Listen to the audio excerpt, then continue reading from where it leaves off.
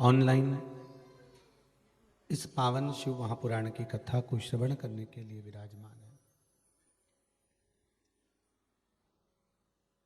स्वर्गीय श्री प्रभुलाल जी, जगदीश प्रसाद जी मंगल जी की स्मृति में श्रीमती श्यामा देवी, नितिन जी मंगल, मंगल परिवार भवानी मंडी जो इस कथा के मुख्य यजमान का पद ग्रहण करे हैं, साथ में स्वर्गीय श्री छगनलाल जी गुप्ता जी की स्मृति में श्रीमती स्वाति, श्री संदीप जी गुप्ता, गुप्ता परिवार इच्छावर इस पावन शिव महापुराण कथा के मुख्य यजमान का पद ग्रहण करे हैं। साथ में श्री उदयन जी शर्मा, शर्मा परिवार ऑस्ट्रेलिया से इस पावन शिव महापुराण कथा के मुख्य यजमान का पद ग्रहण करे हैं। मंगल परिवार, गुप्ता परिवार और शर्मा परिवार को बहुत बहुत साधुवाद देते हुए इस पावन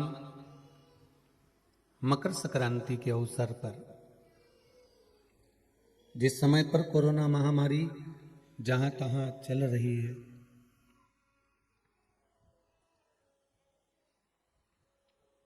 और इस कोरोना महामारी के चलते हुए कई लोग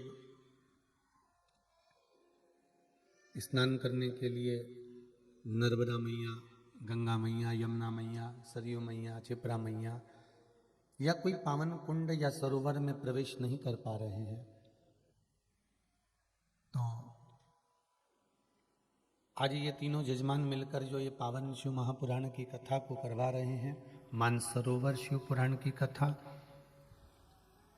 कम से कम ये मानसरोवर शिव महापुराण की कथा आप सभी को घर बैठे गंगा, यमुना, सरस्वती, नर्मदा आदि के स्नान का पुण्य फल तो प्रदान कर रही है।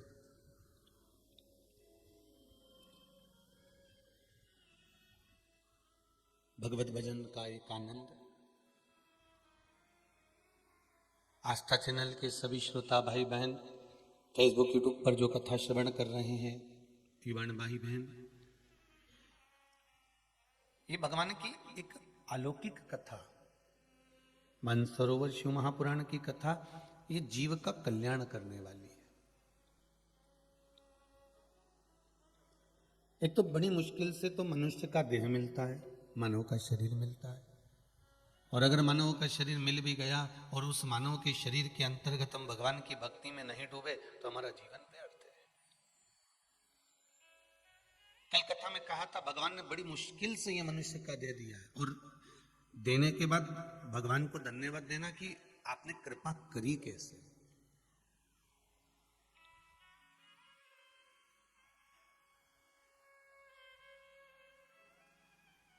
आपने कितनी करुणा करी है। ये मनुष्य का शरीर दिया, अच्छा परिवार दिया, पत्नी, बच्चे, कुटुंब, कबीला, दुकान, व्यापार, व्यवसाय, धन, संपदा, और साथ में भगवान की अविरल भक्ति, ये भी तो प्रदान करिए। कितनी मुश्किल से मिलता है, कितनी मुश्किल से। महाराज,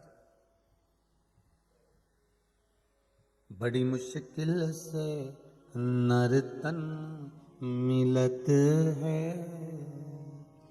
ये गंवाने के काबिल नहीं है,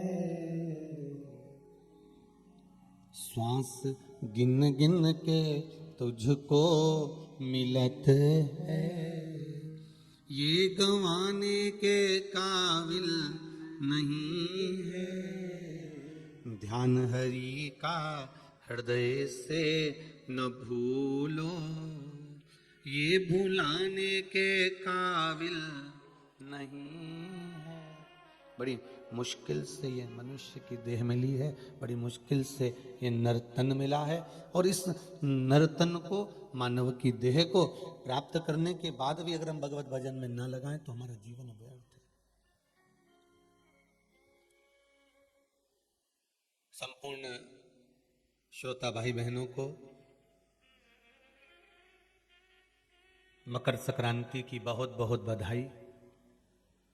2 दिवसीय मकर संक्रांति महोत्सव आप लोग मना रहे हैं, 14 तारीख का और 15 तारीख का। अब बड़ा भ्रम है लोगों को, कोई कहे कि 14 को मनाए कि 15 को मनाए,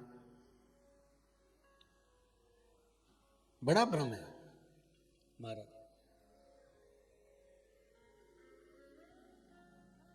कोई लिख दिया कि 14 को मना लो, दोपहर 2 सवा 2 तक आ जाएगी, फिर किसी ने कह दिया शाम को आएगी, फिर किसी ने कहा कल पहुंचेगी, तो बड़ा भ्रम है। फिर कहा पर्व का स्नान इतने बजे कर लेना, पर्व का स्नान इतनी बजे तक कर लेना। पर अगर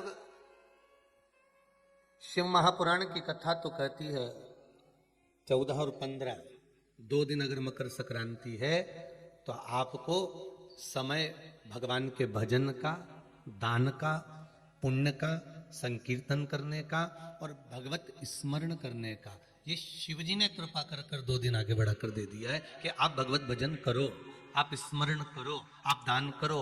अगर वंचित रह जाओ 14 से तो 15 को कर लो, पर भगवत स्मरण में लगो।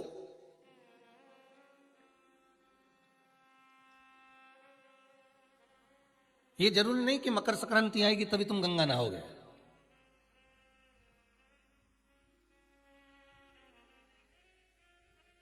ये जरूरी नहीं है कि दीपावली आएगी तभी तुम दीप जलाओगे। महाराज यहां तो शिव महापुराण की कथा कहती है हर उत्सव, प्रत्येक दिन, प्रत्येक घड़ी, प्रत्येक पल, प्रत्येक समय, जो समय चल रहा है आप उसको उत्सव सा मनाइए।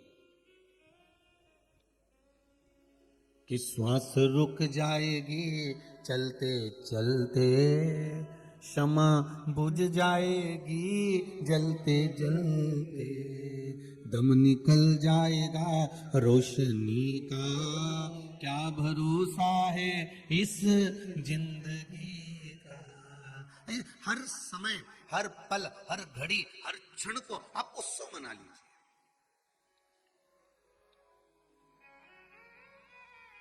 प्रत्येक क्षण को आप उत्सव में लीजिए, प्रत्येक घड़ी को, प्रत्येक पल को आप उत्सव मना लीजिए। आप ये इंतजार मत करना कि मैं परसों के दिन ही भगवान का भजन करूंगी, मैं कल के दिन ही भगवान का स्मरण करूंगी, मैं कल ही। यहाँ तो हमारा तो शास्त्र कहता है काल करे सो आज कर, आज करे सो अब पल में प्रलय हो जाएगा। पुण्य करेगा कब? तो तुम्हें जब मौका मिल जाए तब राम भज लो, तुम्हें जब मौका मिल जाए तब तुम कीर्तन कर लो, तुम्हें जब मौका मिल जाए तब तुम दान कर लो, तुम्हें जब मौका मिल जाए तब तुम सत्कर्म कर लो, तुम्हें जब मौका मिल जाए तब तुम, तुम्हारी मर्जी पड़े, जब तुम्हें मौका मिले तब तुम अन्नदान, वस्त्र दान, मुद्रा दान, स्वर्ण दान, गौ माता को रोटी का दान, ब्राह्मण जन को जल आदि का दान, जो कुछ करना है तुम्हारे हाथों से कर लो। बस इतना याद रखना जो पहले कथा में कहा है कि शरीर चले और तुम्हारे घर में चले तब तक सारे अच्छे काम कर लो। शरीर चले और तुम्हारे घर में चले, जब तक अच्छे काम कर लो। शरीर चलना बेकार हो जाएगा, बंद हो जाएगा तो तुम कोई अच्छा काम नहीं कर पाओगे, पलंग से नहीं उठ पाओगे, इधर उधर जा ही नहीं पाओगे, कथा सत्संग भजन कीर्तन कहां कर पाओगे। पलंग पे पड़े हो, बच्चों से कह रहे हो जला रिमोट ला दे, सियोर वाला महाराज की कथा आ रही होगी, मेरे को चालू करना, और बच्चा कह नहीं हम तो डोरेमोन देखेंगे। तो कहा, फिर माँ ने कहा ला ला जल्दी से मेरे को रिमोट ला कर दे, कथा आ रही होगी, 1 बज गई है, कथा चालू हो गई होगी महाराज की, शिव महापुराण की कथा श्रवण करना है। तो बच्चे कहते नहीं नहीं हम छोटा भीम देखेंगे, हमें नहीं देखा। अब तुम बच्चों को समझाओगे भी तो कहां समझना उसको। तो महाराज जब तक शरीर चले और तुम्हारे घर में चले तब तक सारे पुण्य करो, दान करो, सत्कर्म करो, भजन करो, कीर्तन करो। किसी घड़ी का, किसी समय का इंतजार मत करना, श्वास का कोई भरोसा नहीं, कोई भरोसा नहीं श्वास का। अभी चल रही है, फिर चले ना चले। महाराज साथ देती नहीं ये किसी का, क्या भरोसा है इस जिंदगी का। चले ना चले, इसीलिए शायद कहा कि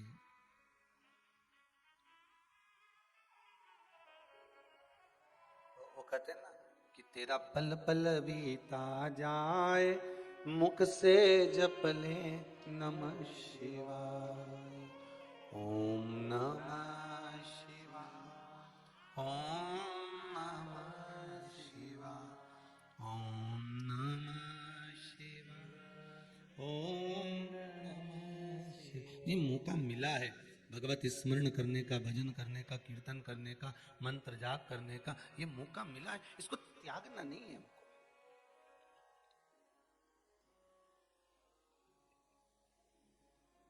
कोई कहेगा मकर संक्रांति आज है, कोई कहेगा कल है, तो आप तो कहना हम तो आज भी खिचड़ी लड्डू का दान दे देते हैं और कल भी खिचड़ी और लड्डू का दान दे देते हैं। तो कि दो दो दिन देने से कौन सा फायदा है? तो कि भगवान समझ जाएगा, जिस दिन का होगा उस दिन मान लेगा। हम दोनों दिन, बहुत चतुर चतुर लोग होते हैं जिनको टिकट करवाना होता है ना रेलवे का, वो बहुत चतुरता अपनाते हैं महाराज जी। अगर स्लीपर का डाल देते हैं, कई स्लीपर का डाल दो अगर, और फिर एसी का डाल दो, सेकंड एसी का डाल दो, थर्ड एसी का डाल दो। जब सेकंड एसी थर्ड एसी का टिकट तो क्लियर नहीं है, मम्मी इसमें टिकट नहीं मिल रहा, वेटिंग चल रही है, तो क्या स्लीपर का भी डाल दे। अगर क्लियर हो गई तो इधर, और नी हुई तो उधर, तो डाल।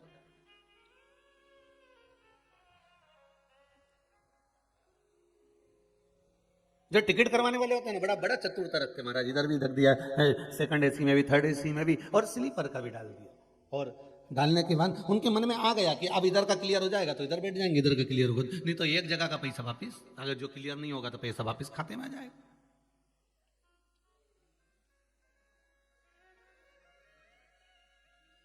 महाराज जब मौका मिल जाए आपको, जैसा मौका मिल जाए, उस भाव में आप भगवान का भजन, दान का कोई समय नहीं है, भजन का कोई समय नहीं है, स्मरण का कोई समय नहीं है, पुण्य करने का कोई समय नहीं है। हाँ, पाप करने के लिए आगे जा रहे हो तो थोड़ा समय लगा देना, पर दान करने, पुण्य करने, सत्कर्म करने जा रहे हो तो बिल्कुल समय मत लगाना। भजन करने जा रहे हो बिल्कुल समय मत लगाना, शंकर जी के मंदिर में पूजन करने जा रहे हो बिल्कुल समय मत लगाना, श्री शिवाय नमस्तुभ्यम का मंत्र जाप करने जा रहे हो बिल्कुल समय मत लगाना। और कहीं ऐसा जरूरत पड़ रही है कि यहाँ झूठ बोलने जाना है, कपट करने जाना है, बेईमानी करने जाना है, प्रपंच करने जाना है, कुछ गलत काम करने जाना है, तो थोड़ा समय लगा देना। मैं एक विचार कर रहा हूँ, आधे घंटे बाद बताऊंगा, मैं आधे घंटे से सब चीज बता दूंगा। मैं विचार कर रहा हूं, और फिर फोन करेगा वो, भैया देखो वो बहुत जरूरी काम है, तुम कर लोगे क्या? मैं बस एक घंटे में, अगर कोई गलत चीज है, अगर कोई गलत काम है तो उसमें आप थोड़ा समय लगा दीजिए, मैं आधे घंटे से बताऊंगा, एक घंटे से बताऊंगा, 2 घंटे से बताऊंगा। और कोई पुण्य का कार्य है, सत्कर्म है, भजन है, कीर्तन है, मंत्र जापे, नाम जापे, तो तुरंत मैं बस आ ही रहा हूं, अभी अभी आया मैं शिव जी के मंदिर, तू चल, मैं पहुंचा, अभी पहुंचा मंदिर। राम राम रटते रहो जब तक घट में प्राण, कबहु तो दीन दयाल के बनक पड़ेगी। अब रटते रहो भगवान का भजन, स्मरण करते रहो, आवाज पकड़ रहा थोड़ा, भगवत भजन में लग जाओ, भगवत स्मरण में रम जाओ। महाराज शिव महापुराण की कथा कर रही है,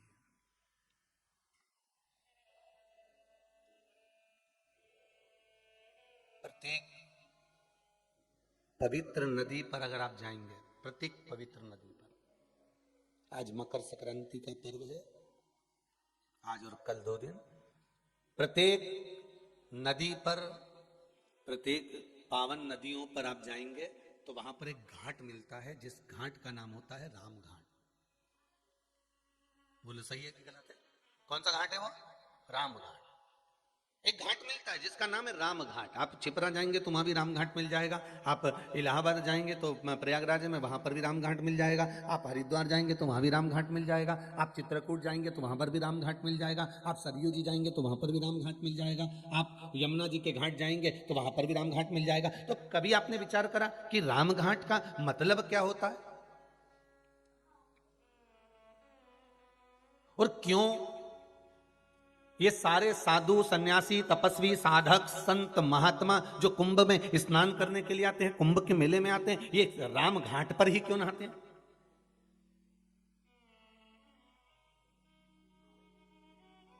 कभी मन में विचार करिएगा कि रामघाट क्यों?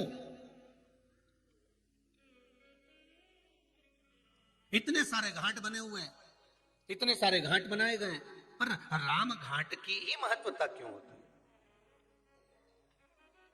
रामघाट का मतलब क्या होता है? रामघाट का मतलब है क्या? तो रामघाट का मतलब शिव महापुराण की कथा कह रही है, शास्त्र वर्णन करता है। हमारे वेद और शास्त्र कहते हैं रामघाट का मतलब केवल ये नहीं कि एक घाट का, जहां केवल राम जी के समय पर, मेरे राघव जी के समय पर जिस घाट का निर्माण हुआ है, मेरे राम जी के समय पर जो घाट बनाया गया था, मेरे राघव जी के समय पर, मेरे राम जी के समय पर जो घाट का निर्माण हुआ था, वो घाट कोई साधारण नहीं था।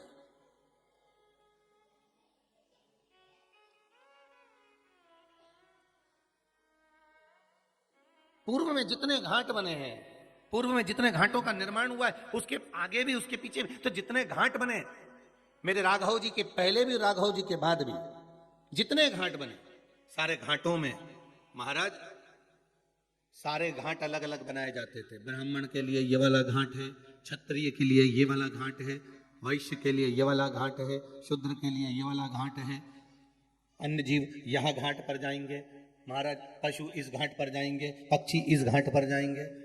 सारे घाटों का निर्माण अलग अलग कर दिया गया, सारे घाटों को अलग अलग बना दिया गया। पर मेरे राघव जी के राजपाट के समय पर, मेरे राघव जी के, मेरे राम जी के राज्य के समय पर सारे घाट हटा दिए गए, केवल एक घाट बना दिया गया। कौन सा घाट था? राम घाट। जितने आस्था पर कथा सुन रहे हो, मोबाइल पर सुन रहे हो, बिल्कुल ध्यान से सुनना। मेरे राम जी के समय पर सारे, ना ब्राह्मणों के लिए, ना क्षत्रिय के लिए, ना वैश्य के लिए, ना शूद्र के लिए कोई घाट अलग नहीं, कि पशु के लिए कि पक्षी के लिए कोई घाट अलग नहीं। मेरे राम जी के समय पर एक घाट होता था, वो था राम घाट, अर्थात सातों जात का जीव उस घाट पर जावे और भगवान की भक्ति में डुबकी लगावे। राम कथा, शिव कथा, कृष्ण कथा, भागवत कथा, रामचरित मानस, विष्णु कथा, देवी कथा, ये 33 कोटि देवताओं के जितनी कथा है, ये राम घाट की तरह है कि यहाँ केवल एक के लिए नहीं, कि ब्राह्मणों के लिए है, कि ये क्षत्रिय के लिए है, कि ये वैश्यों के लिए है, कि ये शूद्र के लिए है, ये सातों जात के लिए। शिव महापुराण की कथा, राम कथा सातों जात के लिए, कृष्ण कथा सातों जात के लिए।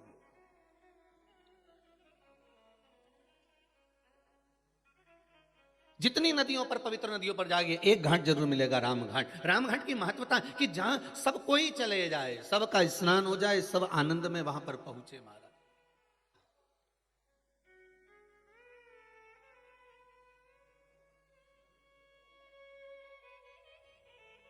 वो घाट है राम घाट महाराज, जहां पर जो स्नान करे प्रेम वश करे, प्रेम वश।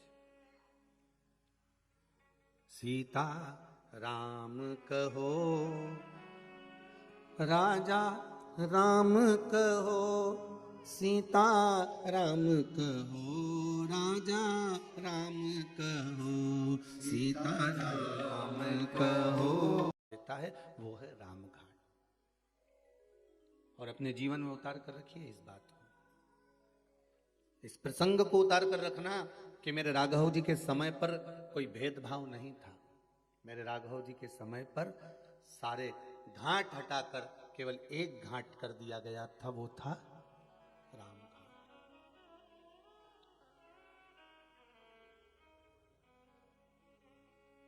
नहीं मालूम हमको, हम ज्यादा अगर कुछ ज्ञान ना हो ना, तो भगवान के भजन में डूबे रहो। हम नहीं जानते, ना पोथी ना पुराण, हमें नहीं मालूम कि कब क्या है। हम तो इतना जानते हैं कि भगवान का भजन कर लो और इन दोनों हाथों से दान कर लो और भगवान की कथा को श्रवण कर लो, नयनों से भगवान का दर्शन दीदार कर लो, इस जिह्वा से भगवती स्मरण करो।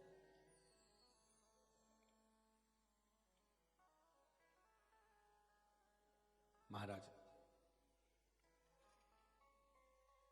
एक बार नामदेव जी महाराज जी से पूछ लिया था, संत श्री नामदेव जी महाराज जी से किसी ने पूछा, गुरुजी ये बताओ कि तुम कहते हो कि भगवान का भजन करो, भगवान का भजन करो, भगवान का स्मरण करो, भगवान का भजन करो, स्मरण करो, भगवान का नाम लो, पर भगवान तो हमको कभी दिखता ही नहीं है।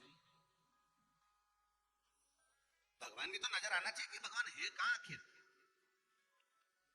नामदेव जी ने कहा अपने चेले से, जा एक जरा लोटा भर लिया और थोड़ा एक कटोरी में नमक लिया।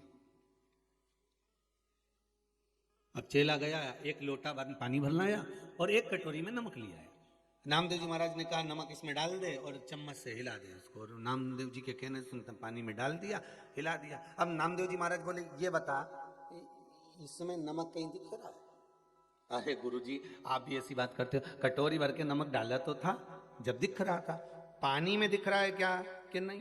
अब पानी में नजर नहीं आ रहा ना, तो अब एक काम कर, चख के बता कि नमक है कि नहीं। उसने पानी को मुख में लिया तो क्या गुरुजी इसमें तो नमक है। पानी में नमक नहीं दिख रहा है, पर चखोगे तो नमक का स्वाद आएगा। अब गुरुजी ने कहा काम कर, इसको पानी में उकाल, इस पानी को गर्म कर ले, उकाल ले। और पानी को जो उकालना चालू करा, गर्म करना चालू करा, वो पानी धीरे धीरे धीरे धीरे भाप बनकर उड़ गया और पूरे भगोने में, पूरी कढ़ैया में सफेद सफेद छोटे छोटे नमक के दाने रह गए। गुरुजी ने कहा अब क्या दिख रहा है? तो क्या गुरुजी नमक के छोटे छोटे कण है। गुरुजी बोले बस नामदेव जी कहते हैं परमात्मा है, परमात्मा है और इस शरीर में घुला हुआ है। परमात्मा इस मानव की देह में घुला हुआ है। परमात्मा इसलिए कहते हैं आत्मा ही परमात्मा। अरे कितना सुंदर कहा, किसी को झूठ बोलकर और किसी के साथ में छल कर कर, किसी को धोखा देकर, यह मत समझना कि यह मूर्ख है। किसी के साथ झूठ बोलकर, किसी के साथ छल कर कर, किसी को धोखा देकर, यह मत सोचना कि यह मूर्ख है, यह पागल है, इसमें अक्ल नहीं है। अरे भाई वो मूर्ख नहीं है, ये विचार करना कि ये किसी को धोखा दो और किसी का झूठ बोलो उसके सामने और छल करो, धोखा दो, तो ये मत सोचो कि ये मूर्ख है, समझता ही नहीं है। बल्कि ये सोचो कि उसने विश्वास कितना करा होगा आपके ऊपर कि सर्वस्व आप पर छोड़ रखा था, सर्वस्व छोड़ रखा था। वो मूर्ख नहीं है, उसका विश्वास है। एक पति पत्नी को जानकर यह विचार ना करे कि ये मूर्ख है, इसमें तो अक्ल नहीं है। नहीं, पूरा परिवार छोड़कर आई है वो, पूरा घर परिवार कुटुंब कबीला सब छोड़कर आई।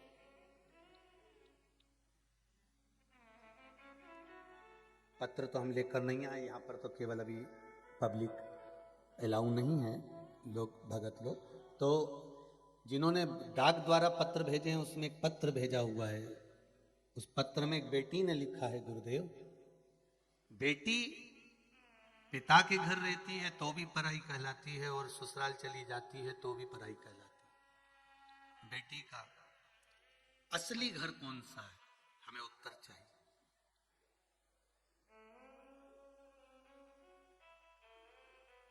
उसका सही घर कौन सा है?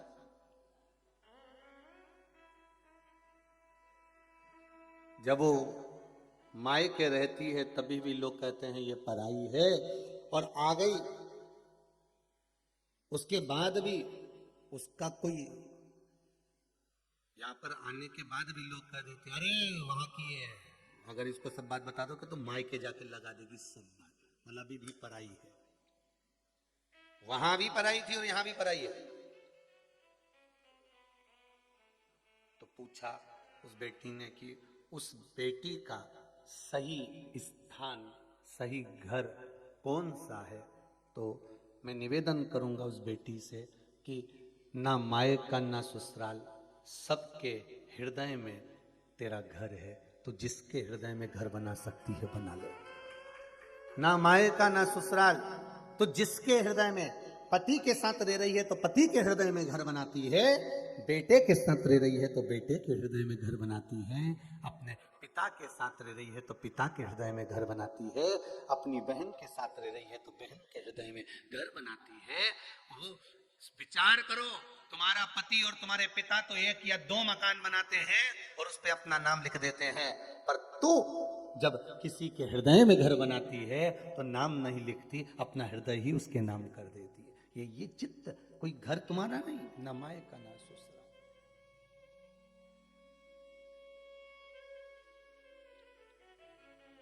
ऐसे सुंदर सुंदर पत्र लोग भेजते हैं, मन तो करता है कि व्यासपीठ पर लेकर आए, और परंतु याद रह जाता है तो बोल देते हैं, नहीं याद रहता तो नहीं बोलते।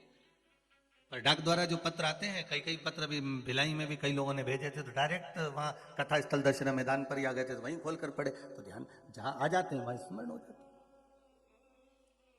और जब तक कोरोना चले, कोरोना महामारी जब तक चल रही है, तब तक आप कुबेरेश्वर धाम में कथा सुनने ना आए। आपका अगर कोई पत्र है, कोई भाव है आपका, तो आप भेजो लिख कर, कोई वो नहीं है, आएंगे तो हम व्यासपीठ से भी बाज देंगे आपको, कोई दिक्कत वाली बात, पर उस भाव को प्रकट।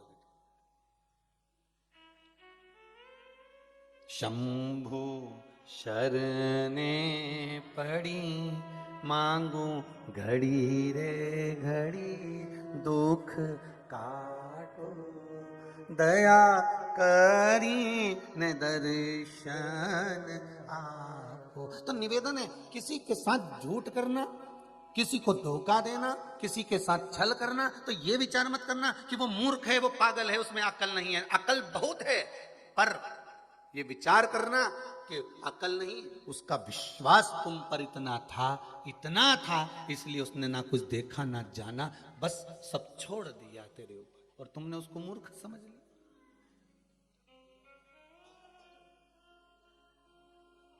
मेरे राघव जी, मेरे राम जी का पूरे अवधपुरवासी, पूरे संसार वासियों पर मेरे राघव का विश्वास अटल था, और विश्वास मेरे राघव ने टूटने नहीं दिया।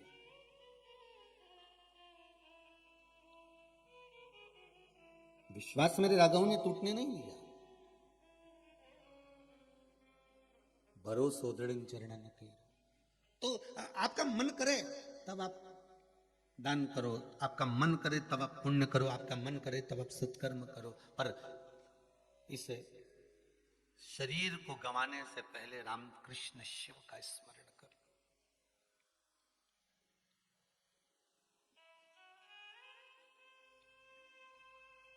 फिर ये जिह्वा हिले ना हिले, नयन दर्शन कर पाए ना कर पाए। एक भाई ने पत्र लिखा है, उमेश सिंह रजावत, मेरा पत्र पंडित श्री प्रदीप जी मिश्रा को दे देना। पत्र में लिखा है, मिल गया उमेश सिंह जी। पत्र में लिखा है, मेरी पत्नी, मेरा परिवार शिव महापुराण की कथा बहुत सुनता है। एक बार मेरे परिवार वालों ने कहा था कि शंकर का दर्शन करने के लिए कुबेरेश्वर धाम जाना, तो उमेश सिंह जी पहले तो आपको कह दें कि अभी तो शंकर जी बैठा ही नहीं है, ठीक है, पर बाबा का धाम है, बाबा भी राजा है, बाबा का कंकड़ शंकर है यहाँ।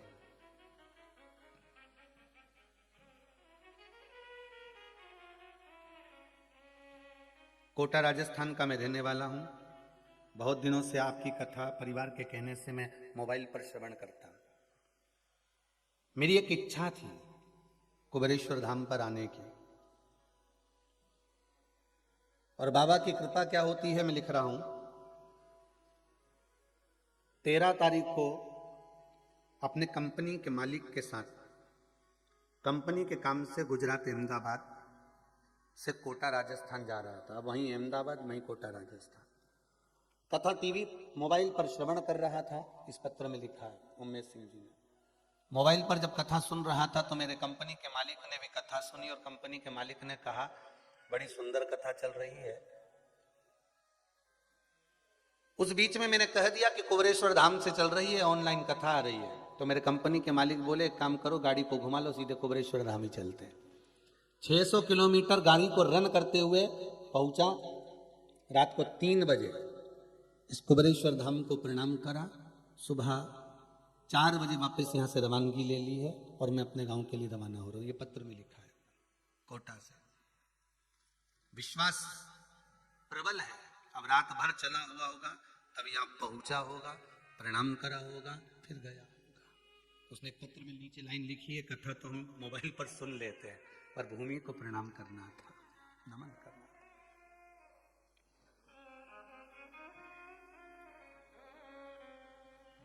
कोई अलग घाट मेरे राघव जी ने नहीं बनाया, मेरे राघव जी ने विश्वास जागृत करा।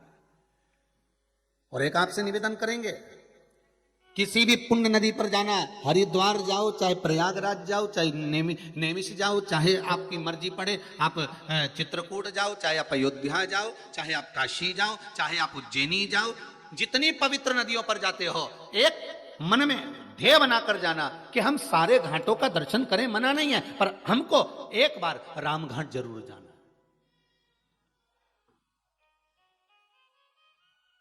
तो लोग कहेंगे गुरुजी वहां तो बहुत भीड़ होती है, भले भीड़ हो, पर एक लक्ष्य बनाकर जाना कि एक बार हमको रामघाट जरूर जाना। रामघाट क्यों? क्योंकि सारे घाटों में श्रेष्ठतम रामघाट को इसलिए कहा जाता है क्योंकि वहां सारे बंधन टूट जाते हैं। रामघाट पर क्या है? कोई दुनिया के लोग आपसे पूछेंगे कि ऐसा रामघाट पर क्या है, रामघाट पर है क्या, तो आप कह सकते हो कि दुनिया के सारे बंधन अगर कटते हैं तो रामघाट पर कटते हैं महाराज। चाहे वो छिपरा महारानी का रामघाट हो, चाहे गंगा महारानी का रामघाट हो, चाहे सरयू महारानी का रामघाट हो, चाहे वो त्रिवेणी संगम का रामघाट हो, चाहे काशी का रामघाट, रामघाट पर व्यक्ति के बंधन कट जाते हैं, बंधनों से वो मुक्त हो जाता है। गोदावरी के रामघाट पर जाएं, चाहे यमुना के रामघाट पर जाएं, वहां बंधन कट रहा है व्यक्ति का। और बंधन कौन सा? कौन बंधन? क्यों? साधु संत महात्मा साधक उपासक ये जितने होते हैं, कुंभ के मेले में इनसे कहा जाता है सारे साधु सारे सन्यासी सारे तपस्वी अगर नहाएंगे तो रामघाट पर नहाएंगे, रामघाट के उस पावन घाट पर नहाएंगे। क्यों? क्या कारण है? उसका एक कारण है, रामघाट पर स्नान करा हुआ जीव का फिर पुनः जन्म नहीं होता, सब बंधनों से मुक्त होकर वो परमात्मा की ओर चला जाता है, फिर वो मुक्त हो गया,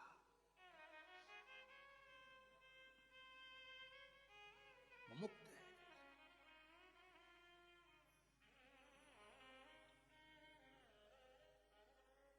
अरे सारे तीर्थ धाम आपके चरणों में, हे भोलेनाथ प्रणाम आपके चरणों में। सारे आप उस राम घाट पर अगर पहुंचे हो तो बंधन से मुक्त हो गए हमारे। और बहुत बहुत धन्यवाद तीनों यजमानों को, मंगल परिवार, गुप्ता परिवार और शर्मा परिवार को, आज रामघाट की कथा करवाकर आपने लोगों को रामघाट में निलवा दिया है।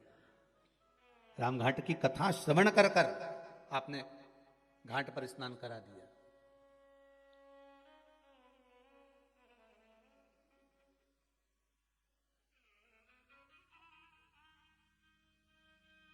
मकर संक्रांति का पर्व है, या कोई मकर संक्रांति ऐसी नहीं पड़ गई, किसी देवता का घर जला था तब जाकर दूसरे घर में प्रवेश किया था, तब मकर संक्रांति हुई थी।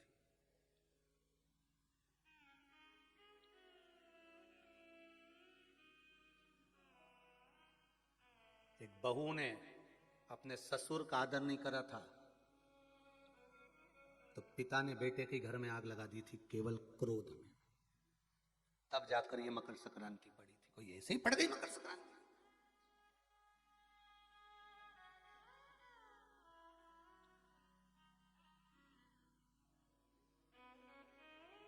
कह दिया आपने तो कि मकर संक्रांति का दान बड़ा प्रबल होता है, पर उस दान की महत्वता क्या है? हमारे शास्त्र क्या कर रहे हैं, हमारे पुराण क्या कर रहे हैं, हमारे वेद क्या कर रहे हैं? हम तो सुनते हुए आए, भीष्म पितामह बाणों की सैया पर पड़े तो उत्तरायण सूर्य आने वाला था इसलिए तब प्राण त्यागूंगा।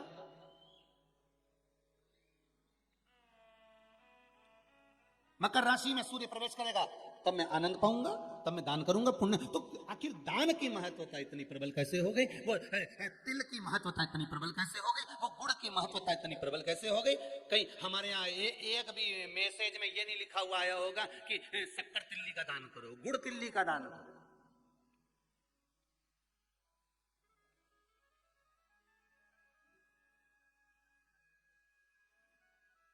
ज्योतिष के हिसाब से तिल शनि है और गुड़ सूर्य है, ज्योतिष के हिसाब से। तिल शनि है और गुड़ सूर्य है। कोई साधारण सा भाव नहीं प्रगटा है महाराज जी। इस मकर संक्रांति पर केवल लोगों ने कह दिया कि पतंग उड़ा लो, और कितनी अच्छी बात है, हिंदू धर्म में कम से कम एक दिन दिया, उड़ा लो जितनी मैंने उड़ा, पर एक ही दिन उड़ाना रहे और एक ही दिन काटना। बाकी के दिनों में ना तो किसी के बारे में उड़ाना और ना किसी की काटना। मकर संक्रांति का पर्व देखना है तो पुराना उठाकर देखिएगा कि हमारे यहां मकर संक्रांति का भाव क्या व्यक्त करता था, क्या कहता था। ना तो किसी के बारे में उड़ाओ और ना काटो। किसी की बहन बेटी जा रही है उसकी उड़ा दी, कोई का लड़का है तो उसकी उड़ा दी, कोई की सास है तो उसकी, कोई का ससुरा है तो उसकी, कोई गुरु है तो उसकी, कोई ब्राह्मण है तो उसकी, कोई बड़े से बड़ा मठाधीश पिठाधीश संत महात्मा जोगी सन्यासी तपस्वी जिसको तुम जानते तक नहीं, किसी की बहू बेटी को तुम पहचानते तक नहीं, किसी व्यक्ति को तुम पहचानते तक नहीं, एक बार नहीं मिले, बस एक व्यक्ति ने उड़ाई तो इन्हें भी ढील देके उड़ाई। अब वो एक ने उड़ाई तो तुमने भी उड़ा दिया। अरे हमारे यहाँ तो हिंदू धर्म में एक दिन दिया है मकर संक्रांति का दिन कि खूब छत पर जा उड़ा ले जितनी उड़ाना है, पर किसी के गलत शब्द से मत उड़ाना, किसी के लिए आड़ा टेढ़ा मत बोलना, किसी के लिए ऐसा मत बोल जाना क्योंकि तुम उसको पहचानते ही नहीं हो। बस उसने उड़ाई तुम उसके साथ मिल गए, दे ढील, सर्किल तो तुम ही पकड़े थे, उड़ाए जा उड़ाए जा उड़ाए जा। उन्हें उसकी बेटी के लिए कुछ कहा, 4 लोगों ने मिलकर और कह दिया, 5 लोगों ने मिलकर और कह दिया। किसी के बहू के लिए कहा, एक ने कहा, दूसरे ने फिर कह दिया, 4 ने मिलकर फिर कह दिया। किसी के बेटे के लिए कहा, किसी गुरु के लिए कहा, किसी ब्राह्मण के लिए कहा, किसी संत के लिए कहा, किसी साधु के लिए कहा। किसी ने एक संत पर उंगली उठाई, सबने उड़ाना चालू कर दिया। किसी ने एक गुरुजन पर उंगली उठाई, सबने उड़ाकर चालू कर दिया। हम उड़ा रहे, ना तो जानते ना पहचानते, ना देखा ना भाला, ना कभी उससे मिले ना जाने, बस उसने उड़ाई थी और तुमने जरखिल से ढील देकर उड़ाना चालू कर दिया।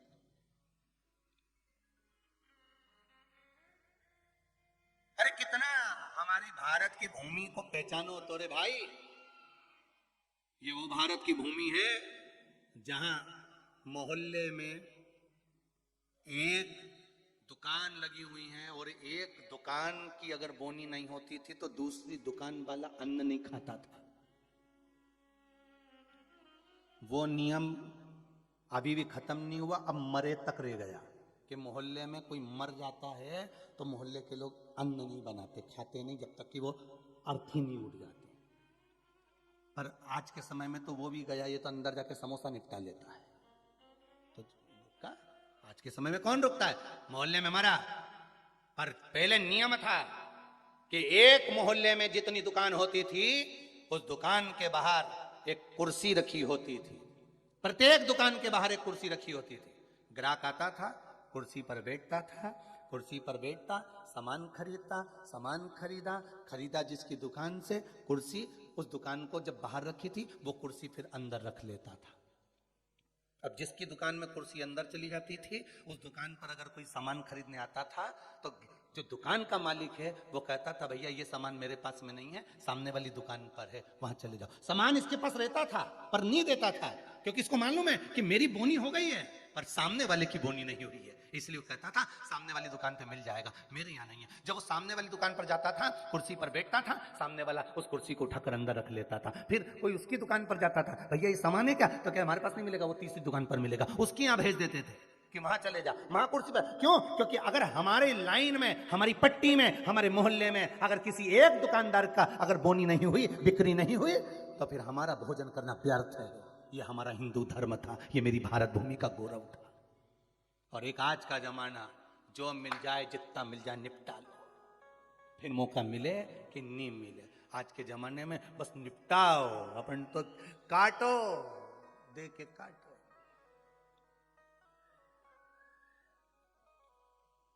अरे भगवान से भी कहना, पतंग उड़े आकाश माने डोर थारा हाथ मां, ओ वल्लभ मारी पतंग ऊंची राखजो। श्री जी बाबा मारी पतंग ऊंची राखजो, गोवर्धन बाबा मारी पतंग ऊंची राखजो। ओ भोले बाबा मारी पतंग। भगवान से प्रार्थना कर, और दिया एक दिन भगवान ने, उड़ा लो जितनी उड़ाना है।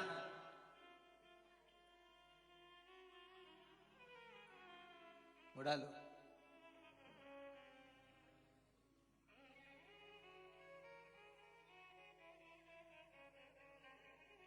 महाराज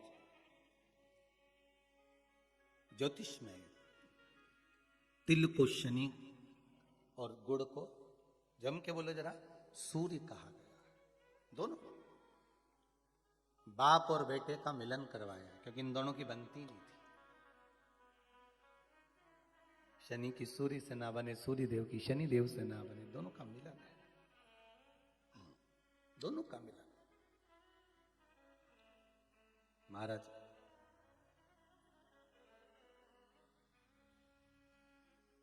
शिव महापुराण की कथा में भाव वर्णन करते हुए मानसरोवर शिव पुराण का स्मरण करें। एक बार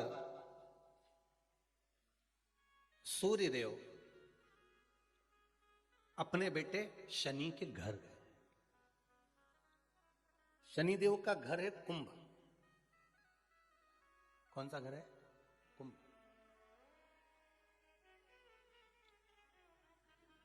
एक सरल भाषा में लेना, घर में अगर ससुर आए, घर में घर का बुजुर्ग आए, बड़ा आए, तो उसका आदर होना चाहिए कि नहीं होना चाहिए? हमारी शिव महापुराण की कथा तो यहां तक कहती है कि आपकी उम्र से अगर कोई बड़ा आ रहा है तो आपको खड़े हो जाना चाहिए। यहां तक शास्त्र कह रहा है। कोई आदरणीय आ रहा है, कोई गुरुजन आ रहा है, कोई साधुजन, कोई सन्यासी, तपस्वी, साधक, उपासक, ब्राह्मण जन, घर के कोई बड़े, माता पिता, ताऊ ताई, चाचा चाची, जो घर के बड़े आ रहे हैं, अगर कोई वयो आ रहा है, कोई वृद्ध आ रहा है, अपने केवल घर के ही नहीं, बाहर का भी अगर कोई बड़ा है, आदरणीय है, सत्कार वाला है, सम्मान वाला है, तो उठ के खड़े हो जाना चाहिए।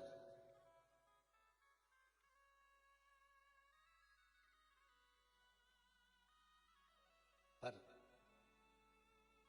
जिन शनि महाराज का विवाह चित्ररथ की कन्या के साथ हुआ था, वो चित्ररथ की कन्या तो ये विचार में पड़ी थी कि मैं स्वयं इतनी प्रबल और जिसका पति इतना प्रबल,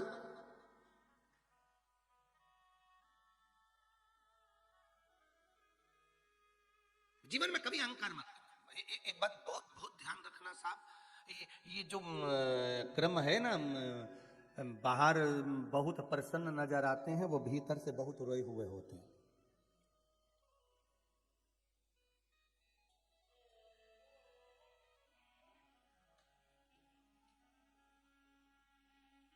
किसी ने पूछ लिया,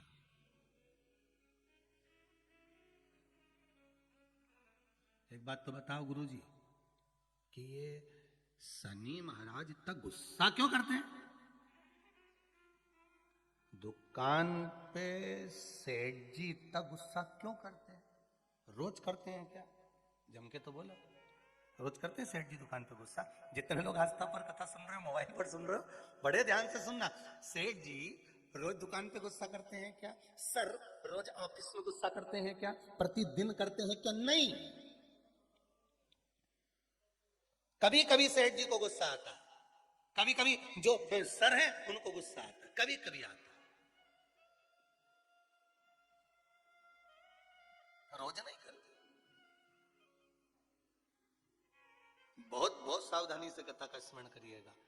सर रोज गुस्सा करते हैं क्या? नहीं। सेठ जी रोज गुस्सा करते हैं क्या? नहीं। प्रतिदिन नहीं करेंगे। मालिक रोज क्रोध करते हैं क्या? नहीं।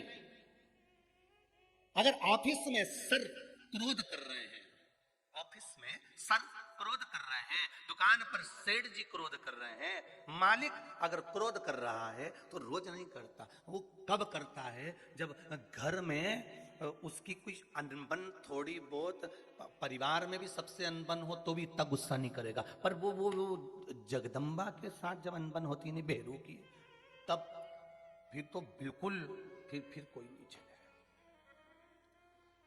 फिर तो वो मुंह उतरा रहेगा, गुस्सा भरा रहेगा। फिर कोई बोला तो क्रोध। तो किसी ने पूछा गुरुजी ये शनि महाराज को इतना क्रोध क्यों आया रहता है? जब देखो जब शनि जी गुस्से में रहते हैं, हाँ, परंतु कभी कभी करते, पर इतना गुस्सा क्यों रहता है इनके पास में? उसका एक ही तो कारण होगा। एक कारण है शनि महाराज के क्रोध करने का, धर्मपत्नी आई शनि महाराज की, सम्मुख में आकर खड़ी हो गई शनि महाराज के।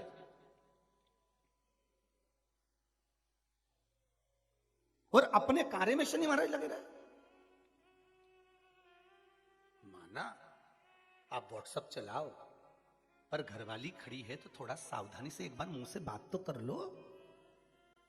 तुम्हें यूट्यूब चलाना है, फेसबुक चलाना है, इंस्टाग्राम चलाना है, व्हाट्सएप चलाओ, लैपटॉप चलाना है, फोन जो कुछ करना करो, पर जो आई है चाय लेकर बात करने के लिए 2 मिनट, उसने भी तो अपना मोबाइल रख के आई ना, चाय बना के लाई ना, और 2 कप लाई, इसलिए लाई कि अपन दोनों बैठ के बात करेंगे। तो शनि महाराज जी की धर्मपत्नी भी ये सोच के आई थी कि मेरे प्रभु के पास में बैठकर मैं थोड़ी चर्चा करूं, मैं थोड़ी बात करूं, पर ये तो देखे ही नहीं।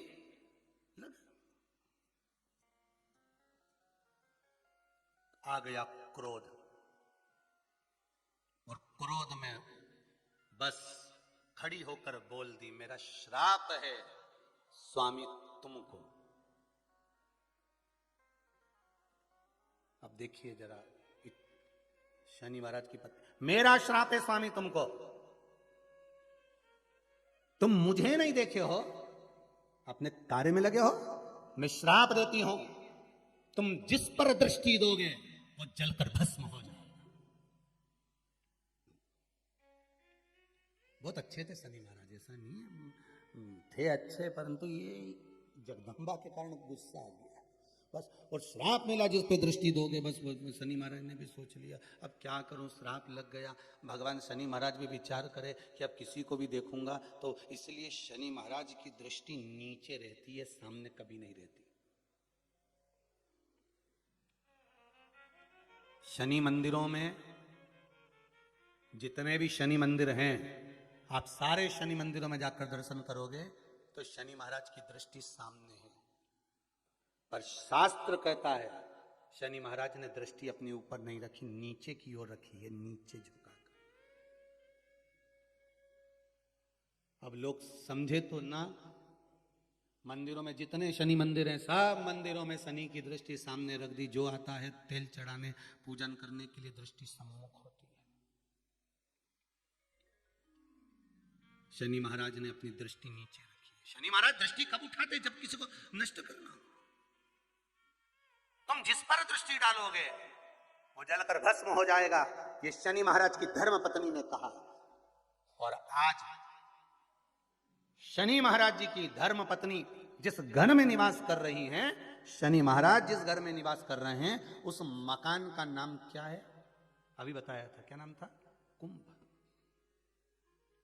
अपने भी मकान का नाम होता है ना, कोई ने पितृ कृपा लिख देता है, कोई गुरु कृपा लिख देता है, कोई देव कृपा लिख देता है, कोई लक्ष्मी कृपा लिख देता है, कोई अपने पिताजी का नाम से लिख देता है। मकान का नाम लोग रख देते हैं, ये हमारे मकान का नाम। तो शनि महाराज के घर का नाम था कुंभ।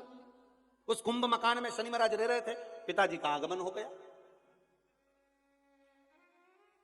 बहुत ध्यान से सुनना, ये मकर संक्रांति की कथा है। पहले मिली कि नहीं मिली वो हम नहीं जानते, पर मकर संक्रांति का भाव को जान लीजिए महाराज, कि क्यों महत्व है दान का, गुड़ और तिल्ली का, क्यों महत्व है सूर्य नारायण के पूजन का।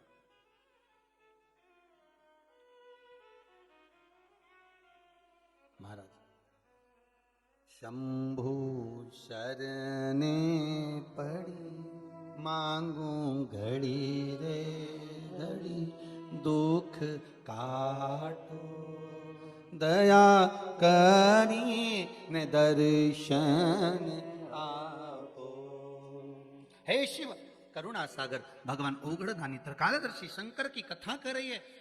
भगवान सूर्य नारायण का प्रवेश हुआ कुंभ में, घर में प्रवेश करा। जैसे ही प्रवेश करा, शनि महाराज तो उठ खड़े हुए, पर बहू खड़ी नहीं। घर का अगर कोई बड़ा आए, आदरणीय आए, सम्माननीय आए, तो उसको आदर देना चाहिए, सत्कार करो।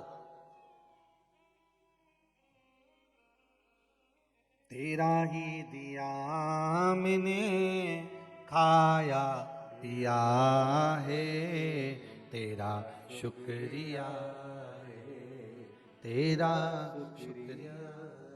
मुझे भोले बाबा ने बहुत दे दिया है, तेरा शुक्रिया है, तेरा शुक्रिया है। थोड़ा सा आदर करो। अच्छा, दोनों में विचार बड़े विचित्र होते हैं। बहू सोचती है मैं सास को सुधार दूं, और सास सोचती है, जम के बोलो, बहू को सुधार दूं। और सुधरती दोनों ही नहीं है। धीरे धीरे करके सिधर जाती है पर सुधर नहीं पाती।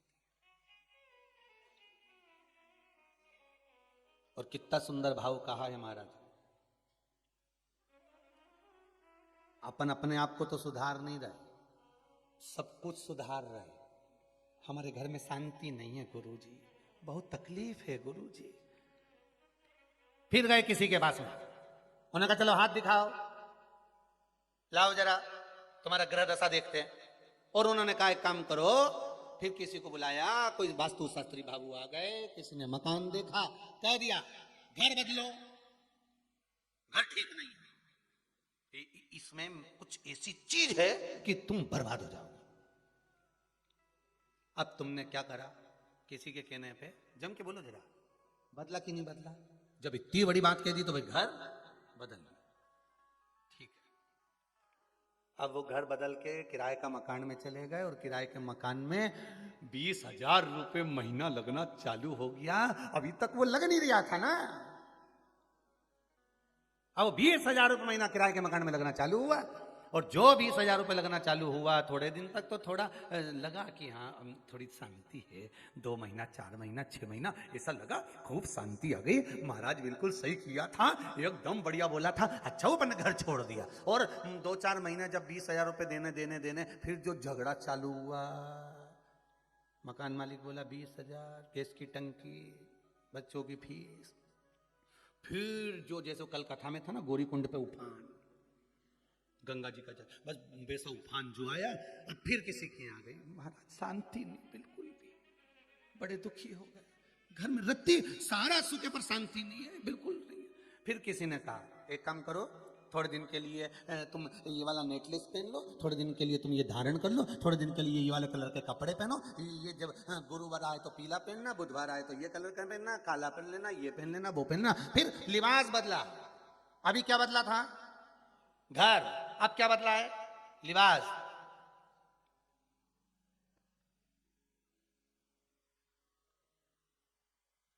थोड़े दिन अच्छा लगा क्योंकि कपड़े चेंज हो गए, मॉल पे से नए आ गए, तो अभी दुखी भी नहीं होंगे तो क्या अच्छा लगना।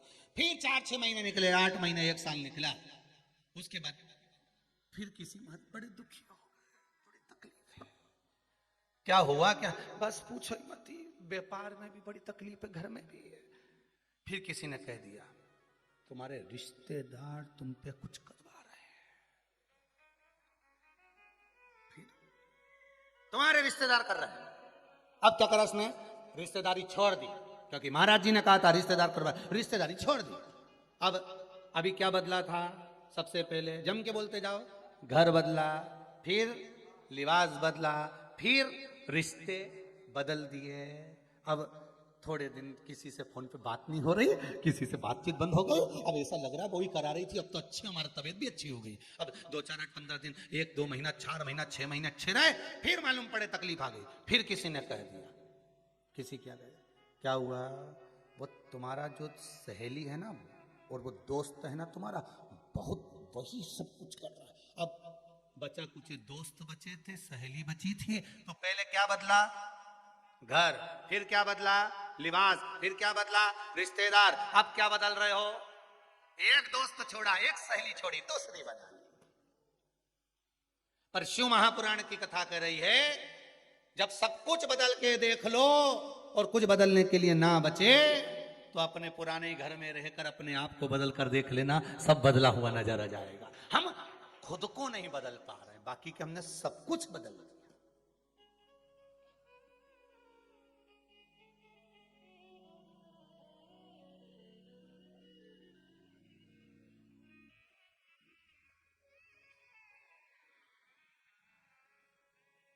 हमने सब कुछ बदल कर देख लिया। अब एक बार खुद को तो बदलो, अपने आप के स्वभाव को बदलो।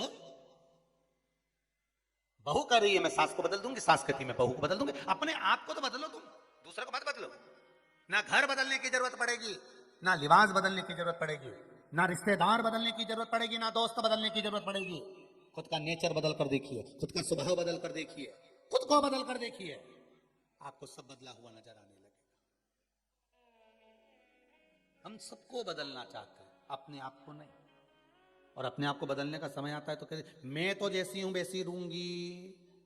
बदलना तुमको पड़ेगा। सास कहती है बहू तुझे बदलना पड़ेगा। बहू कहती है तो मैं भी जैसी रहती थी वैसी रहूंगी। टोकरी बदले तो बदल, नहीं तो अपन तो ये मायके चले।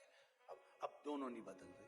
अब ये दोनों तो नहीं बदल रही, पर वो भेरू बेचारा मंदिर का घंटा हो गया। इधर से मम्मी चिल्लाए घंटा बजा के चल जाए, इधर से पत्नी चिल्लाए वो भी बजा दे, बीच में लटक रहा बेचारा। और घंटा भी इतना भारी होता है कि हवा में भी हिलता ही नहीं है, तो वो भेरू बेचारा न हिल सकता है, बस लटका हुआ है। तुम्हारी मर्जी पड़े जब आके बजा के चले जाओ। माँ का पक्ष ले तो पत्नी के, तुम तो अपनी माता के गुलाम बने हुए हो। और अगर ये पत्नी का पक्ष ले तो माँ कहती है तू तो जोरी का गुलाम बना हुआ है। बेचारा बीच में लटका हुआ है। बीच में किसके लिए बोले, क्या बोले? इसीलिए शिव पुराण कहती है क्या किसको रोइए चादर तान के, सो आग लगे बस्ती में अपन रहो मस्ती। अब बदल रहे, कौन बदलेगा?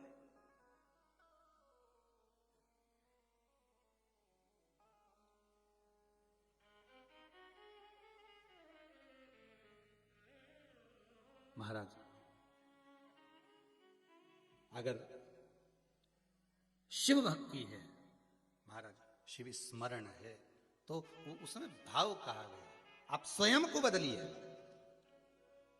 और मुझे इस बात पर बड़ा गर्व है, आज दुनिया के लोग शिव महापुराण की कथा सुनकर, जितने लोग मोबाइल पर सुन रहे हैं, जितने फेसबुक पर सुन रहे हैं, जितने यूट्यूब पर सुन रहे हैं और जितने आस्था चैनल पर सुन रहे हैं, इन सभी श्रोताओं पर मुझे गर्व है इस चीज का कि आपने दूसरे को नहीं बदला, आपने अपने आप को बदला है। एक लोटा पानी आप स्वयं लेकर मंदिर जा रहे हो, आप स्वयं बेलपत्र चढ़ा रहे हो, आप स्वयं पशुपतिनाथ का व्रत कर रहे हो, आप स्वयं सोमवार की अष्टमी कर रहे हो, आप स्वयं प्रदोष का व्रत कर रहे हो, आप स्वयं शंकर जी को एक चावल का दाना चढ़ा रहे हो, आप स्वयं शंकर भगवान पर एक फूल चढ़ा रहे हो। आपने दूसरे को बदलना नहीं है, आपने खुद को बदला।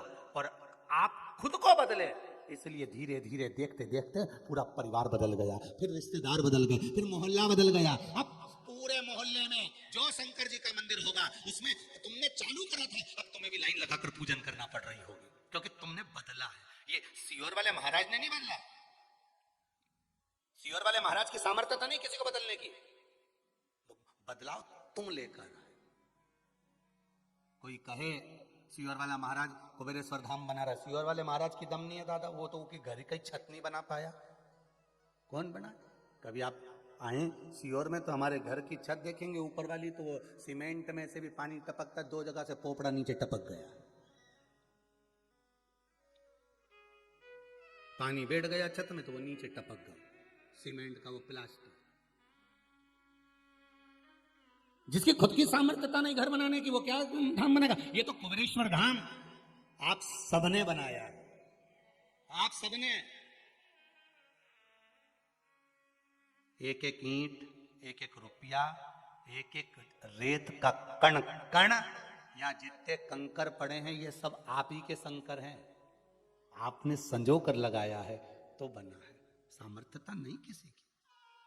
आज हम कहें कि ये गुप्ता परिवार कथा कर रहा है इछावर से आकर, या भवानी मंडी से आकर, या मंडल परिवार कथा कर रहा है, या ऑस्ट्रेलिया का वो शर्मा परिवार कथा कर रहा है, नहीं नहीं नहीं, ये तो प्रभु कृपा हुई है इन पर। और सबसे ज्यादा कृपा तो आप लोगों पर हुई है जितने श्रोता कथा सुन रहे हैं, और वो भी मकर संक्रांति के पर्व पर। कई लोगों को नहीं मालूम होगा कि ये भगवान शनि महाराज के घर में आग लग गई थी, भगवान पिता ने आग लगा दी थी अपने बेटे के घर में, अभी बेटे ने दूसरा घर का निर्माण करा था। एक घर था कुंभ, फिर इस कुंभ घर में आग लगी थी, तब दूसरा घर बना था मकर, फिर मकर घर में भगवान सूर्य नारायण आए, उनका आदर हुआ, तब जाकर ये मकर संक्रांति हुई। कोई ऐसी हो गई क्या मकर संक्रांति? मकर संक्रांति का मतलब क्या है? क्यों कहते हैं कि ये 13-14 चीजें आप लोग बांटते हो ना, तो किसको बांटते हो? तुमसे छोटी उम्र वाले को बांटोगे? सास के बहू को देगी समान? सास बहू को देती है क्या समान? नहीं। बहू किसको देती है? सास को। बहू किसको देती है? जेठानी को। बहू सामान किसको देती है? ननद को। बहू सामान किसको देती है? कोई मोहल्ले में कोई बड़ी उम्र की कोई बहुएं हों, बड़ी उम्र के जो लोग हों, जो सौभाग्यवती नारी हो, उसको ये 13-14 चीजें दी जाती है। जो भी आप बांटते हो, टीकी का पत्ता हो, सिंदूर की डिब्बी हो, मेहंदी हो, कौन हो, जो भी आप बांट रहे हो, लाली भी बांट देते कहीं कहीं, तो उनका क्या है? तो ये जो चीज आप लोग बांटते हो, ये किसको देते हो? आप लोग किसको प्रदान करते हो? छोटे को नहीं, घर से बड़े को, जो आपके अवस्था से बड़े हैं, जो आपसे बड़े हैं, आप उनको दे रहे हैं। क्यों देते हैं बड़ों को? ये यहां आदर का भाव दिखाया गया। यहां आदर दिखाया गया कि यहां कुंभ में शनि महाराज अपने घर में रह रहे थे, सूर्य नारायण भगवान का आगमन हुआ, आज बेटे से मिलने का भाव जागृत हुआ और कुंभ में प्रवेश कर, जैसे ही घर में प्रवेश करे, अब घर में प्रवेश करे तो आदर का भाव होना चाहिए था। महाराज आदर का भाव प्रकट होना चाहिए। अभी कथा में कहा था, कोई घर का बड़ा आए, बुजुर्ग आए, आदरणीय आए, सम्माननीय आए, आपके पास में कितनी भी दौलत हो, कितनी भी संपदा हो, कितना भी धन हो, कितना भी वैभव हो, आप कितनी भी अच्छी कंपनी में जॉब कर रहे हो, आप कितनी भी अच्छी जगह पर पोस्ट पर बैठे हुए हो, आप कितनी भी अच्छी नौकरी कर रहे हो, चाहे आपके पास में बड़े से बड़ा पद क्यों ना हो, पर आपके भीतर बड़ों के पीछे, बड़ों के प्रति सम्मान भाव उत्पन्न होना चाहिए। सम्मान का भाव, एक आदर का भाव। आज सम्मान का भाव प्रकट करो, आदर का भाव प्रकट करो।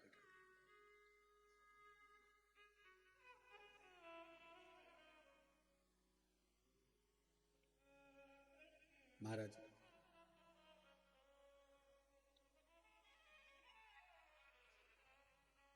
पतंग उड़े आकाश माने, एक बार आजा आजा भोले की शरण। भगवान कुंभ के शनि महाराज के घर में प्रवेश करे।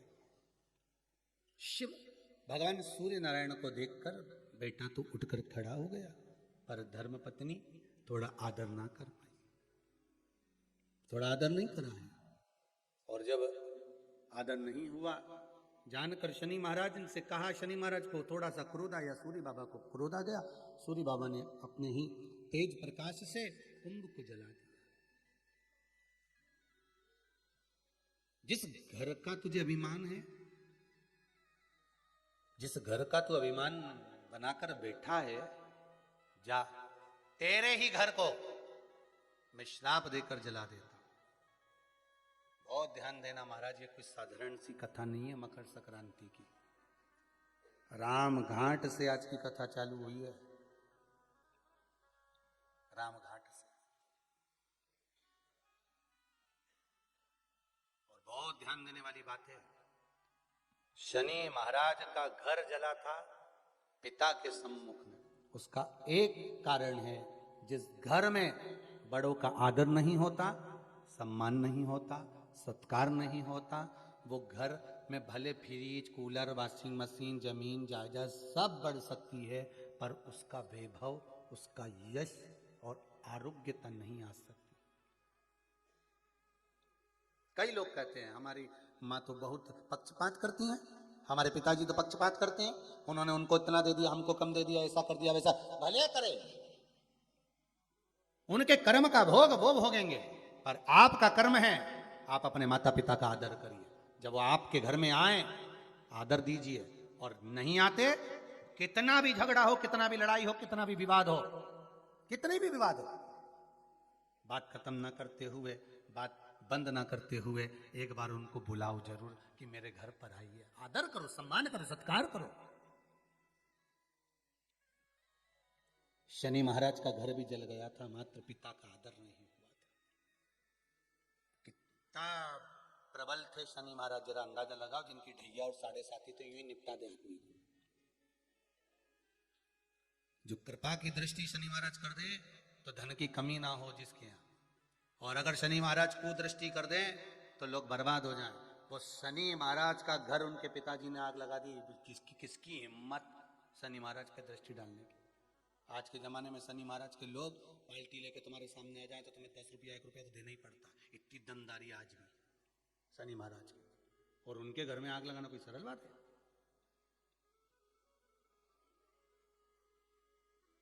सीधा सीधा बोल्ड आदमी से भिड़े हैं, सीधी बात। आज भी शनिवार के शनिवार आते हैं, जो बाल्टी सामने दी रुपया निकाल कर डालना पड़ता है, इतनी दमदारी है, इतनी दमदारी। अच्छा अच्छा भी पर्स टटोलता रहे, देखो 1 रुपया हो 2 रुपया, उसमें कुछ भी नहीं बोला, बस उनको बाल्टी आ गया, अरे पहचान गए उनका आदमी है, देना पड़ेगा। कितनी बोल्डता होगी, कितनी दमदारी होगी, जरा सोचिए। और वो शनि महाराज का मकान, घर जिसमें शनि महाराज रह रहे थे, उसमें आग लगा दी किसने? सूर्य नारायण भगवान, पिता ने। क्योंकि आदर माँ बाप का अगर नहीं है तो वो जमीन जायदाद किसी काम की नहीं है। जिस घर में माँ बाप की इज्जत नहीं होती, उस घर में देखना कभी बरकत नहीं होती। जहां आदर नहीं, सम्मान नहीं, सत्कार नहीं, मदन दौलत का आग लगा दी, कुंभ जल गया। जैसे कुंभ जला, शनि महाराज की आंख से जल बहने लगा। शनि महाराज की आंख से जल, नैनों से जल बह रहा। धामनी आई,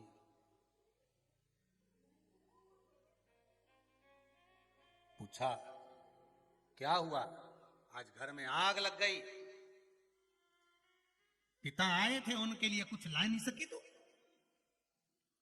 घर का बुजुर्ग आया था, घर का बड़ा आया था, कम से कम आदर तो करना चाहिए। कुछ नहीं, अगर घर का बड़ा आए ना, घर का बुजुर्ग आए ना, घर का कोई बड़े व्यक्ति आए तो आदर के 2 शब्द ही बोल लो, बहुत है साहब, मीठे शब्द।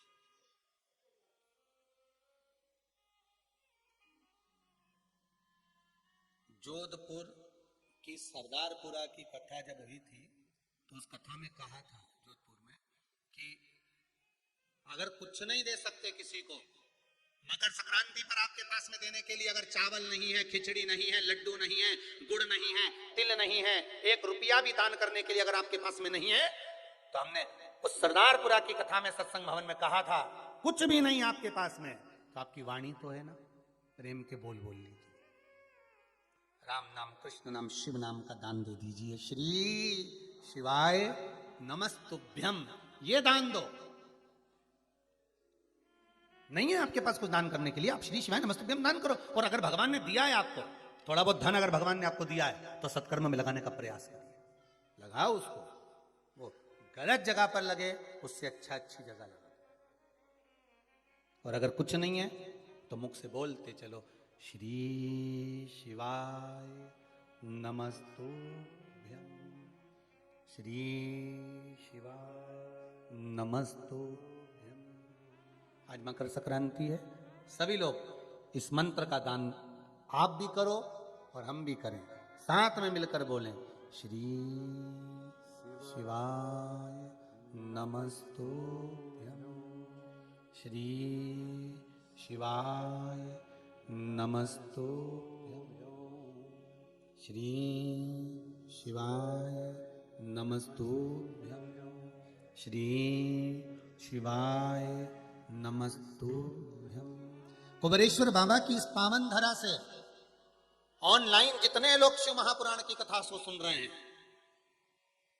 यही विचार करना कि कुबेरेश्वर बाबा के इस पावन प्रांगण में जो कुबेर भंडारी की ये भूमि है, उसमें जो कूप है, यही समझना कि उस पवित्र कूप का आप स्नान कर रहे हो।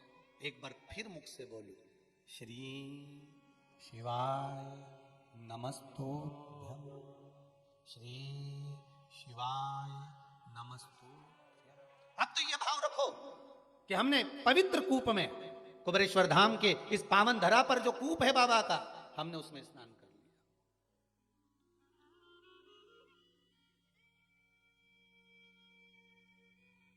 मंत्र का दान दे दो, नहीं है कुछ, मंत्र का दान दीजिए। राम नाम, कृष्ण नाम, शिव नाम दान दो। महाराज कुंभ जल गया।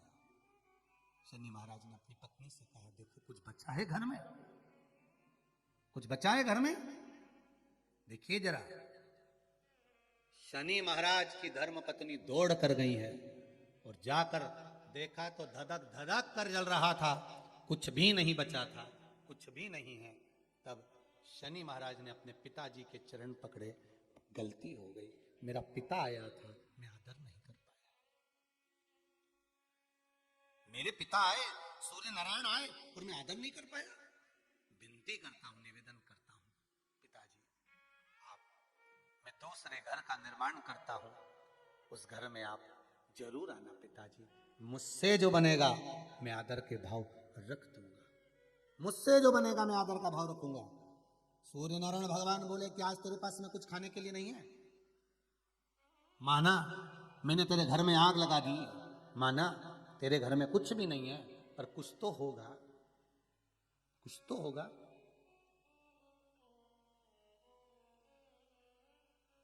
अंदर गई चित्ररथ की पुत्री, दौड़ कर गई शनि महाराज की धर्म पत्नी। थोड़ा सा तिल और गुड़ रखा हुआ था, तिल और गुड़ लेके आई, भगवान को देने लगी। सूर्य नारायण भगवान ने कहा तेरे घर को आग मैंने लगाई है, इस तिल और गुड़ को तो मैं उस दिन लूंगा जिस दिन तू नए घर में प्रवेश करेगा, और मैं स्वयं तेरे उस घर में आऊंगा, आदर देखूंगा, तब तुझे देखकर जाऊंगा। भगवान ने, शनि महाराज ने नया घर बनाया जिसका नाम था मकर। उस कुंभ में आग लगाई, मकर में भगवान शनि महाराज ने बार बार अपने पिताजी को आदर कर कर कहा पिताजी पधारो, पिताजी पधारो। पिताजी कहते हैं जब उत्तरायण भाव में भ्रमण करते हुए आऊंगा, सब देवताओं के घरों में प्रवेश करते करते आऊंगा, तब शनि तेरे घर में भी प्रवेश करूंगा। तब मकर में प्रवेश किया तो शनि महाराज की पत्नियां दौड़कर तिल गुड़ से अपने पिता का आदर करने लगी। जानकर सूर्य नारायण भगवान ने वर प्रदान कर दिया। आज मैंने इस मकर राशि में प्रवेश करा है, मकर के अंदर प्रवेश करा है, जो मुझे गुड़ और तिल्ली का दान देगा, सूर्य को अर्घ देगा, सूर्य का स्मरण करेगा, मेरे स्मरण करने वाला कभी खाली नहीं रहेगा। जैसे शनि को नया भवन दिया, जो मुझे आनंद से स्मरण करेगा, आज के दिन जो दान पुण्य भजन कीर्तन स्मरण करता है, पुराण और वेद को श्रवण करता है, मेरी पावन चरित्र को सुनेगा, उसको भी मैं नूतन नूतन भाव प्रदान करता रहूंगा, नूतन भाव। इसलिए होती है मकर संक्रांति और तिल और गुड़ का दान। मैं धन्यवाद दूंगा सभी श्रोता भाई बहनों को जिन्होंने गौ माता के लिए गुड़ के दान के लिए शुल्क जमा कर कर यहाँ पर मैसेज किया, उसके लिए भी धन्यवाद है। जो शिव मंदिर के लिए दान दे रहे हैं, और एक निवेदन करूंगा आप सबको, आजीवन भोजन भंडारे वालों को खास तौर से कहूंगा कि आप लोग जो आजीवन भोजन भंडारे के सदस्य बन रहे हो, उनसे निवेदन है कि अगर 14 तारीख और 15 तारीख को आजीवन भोजन भंडारे के सदस्य बन रहे हो तो अलग से कोई तारीख मत लिखाओ। आप तो अगर तारीख लिखाना है कि हम आजीवन भोजन भंडारे के सदस्य बन रहे हैं तो 14 तारीख मकर संक्रांति लिखाओ। उसका कारण है कम से कम आज के दिन आजीवन भोजन भंडारा, मतलब अपन रहे ना रहे, पर आपके निमित्त, आपके द्वारा यहां लोग भोजन तो कर लेंगे, सुख तो पाएंगे। तो आजीवन भोजन भंडारे वाले ध्यान रखें कि कोई तारीख मत बदलो आप तो कि हमारे जन्मदिन पे करना है या नहीं, आप तो 14 मकर संक्रांति की हमने लिखा दी, मतलब आज करा तो आज ही का लिख लो, आप तो मकर संक्रांति पे करा।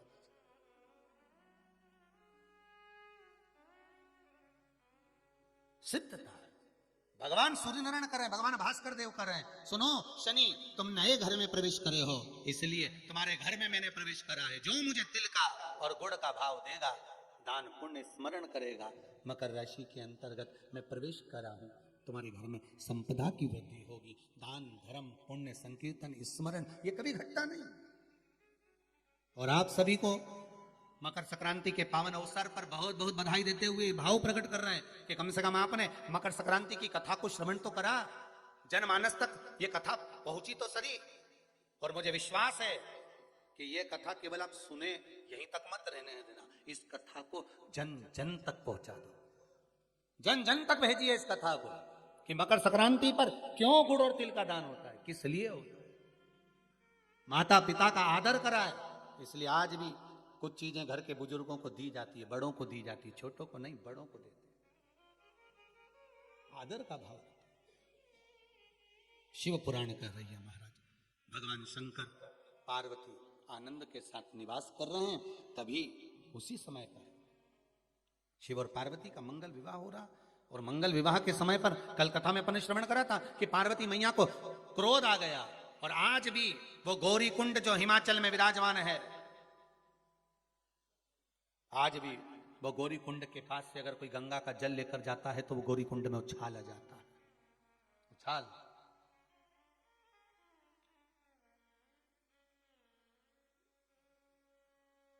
साधारण गौरी कुंड नहीं है, बड़ा सुंदर है महाराज। कभी आपको मौका मिले, आप कैलाश का दर्शन करने नहीं जा सकते,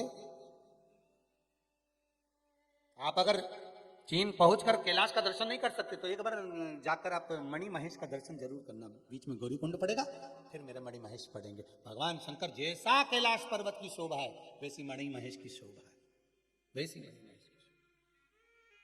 एक बार मौका मिले तो जरूर दर्शन करें महाराज। भगवान हिमालय राज अपनी पुत्री को ले गए और अपनी बेटी को लेकर भगवान गए, और भगवान भोलेनाथ के साथ में विवाह करने का वचन देकर गए हैं हिमालय राज।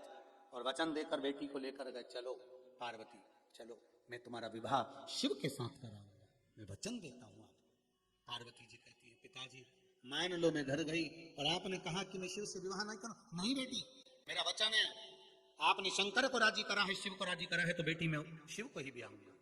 और निवेदन है, पार्वती रूपी इस मन को कहीं दो मत दो, पर शिव को जरूर दो, शंकर को दीजिए। ये मन, ये आत्मा, ये चित्त, ये आत्मा ना तो जलती है, ना कटती है, ना जल में गीली होती है, ना सूखती है, ये अजर और अमर है। तो किसी ने कहा कि भगवान शंकर पार्वती को कथा श्रवण कराए, तो पार्वती ने कथा श्रवण करी। पार्वती मैया ने जब कथा श्रवण करी तो उनको निंद्रा आ गई, निंद्रा आ गई, पार्वती जी सो गई, उन्होंने कथा नहीं सुनी। पर शिव महापुराण की कथा कहती है, ये मन, ये चित्त, ये आत्मा अगर परमात्मा में लगी है तो ये अमर है, ये अजर है। ये शरीर भस्म हो जाता है, शरीर जल जाता है, पर आत्मा अजर हो रहा है। तेरी कृपा बिना न हिले एक भी अणु, लेते हैं श्वास तेरी कृपा से तनु तनु। हे गंगधार मुक्ति द्वार ओमकार तू, आयो शरण तिहारी शंभो तार तार तार तार। हे भोलेनाथ, हे त्रिकालदर्शी। गए सुंदर आनंद में भगवान शिव के विवाह की तैयारी होने लगी। आज मां शिव विवाह के लिए श्रृंगार करने गई है। एक जगह तप करा तो गौरी कुंड बना, दूसरी जगह तप करा फिर गौरी कुंड बना। अब ये गौरी कुंड कौन सा है? केदारनाथ जी जाते हैं तो उसके नीचे पड़ता है। ये गाड़ी का, बस का जो आखिरी पड़ाव है वो गौरी कुंड ही है केदारनाथ जी जाते समय। और उसके बाद में फिर जो चले तो पैदल पैदल चलते चलते चलते, चाहे तुम वो खच्चर से जाओ, घोड़ा से जाओ, पालकी में जाओ, मर्जी पड़े तुम पैदल जाओ, वो तुम्हारी मर्जी है। अब माता पार्वती श्रृंगार करने चली है। एक गौरी कुंड पर बैठकर तप करा, एक गौरी कुंड पर बैठकर तप करी है, और तप करने से भगवान शंकर को प्राप्त करा है, शिव को प्राप्त करा है। और अब की बार जा रही है वो गौरी कुंड पर श्रृंगार करने के लिए।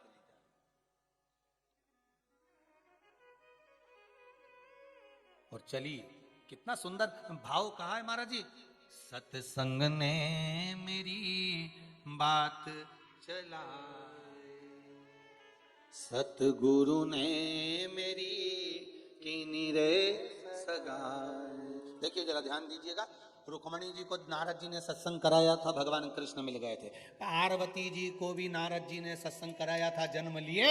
और नारद जी ने कह दिया अगर इसको पति मिलेगा, भस्मी रामाने वाला, जटाजूड़ बांधने वाला, मृगछाला पहनने वाला, इसको पति मिलेगा, ऐसा अड़भंग मिलेगा, अगर ये चाहे तो शिव की आराधना करे। बस सुन लिया था, इसलिए सत्संग ने मेरी बात चला, सतगुरु ने मेरी कीनी रे सगाई। अब गुरु को बुला के हाथ लेवा तो करा दो, मुझे भोले बाबा की दुल्हन बना दो।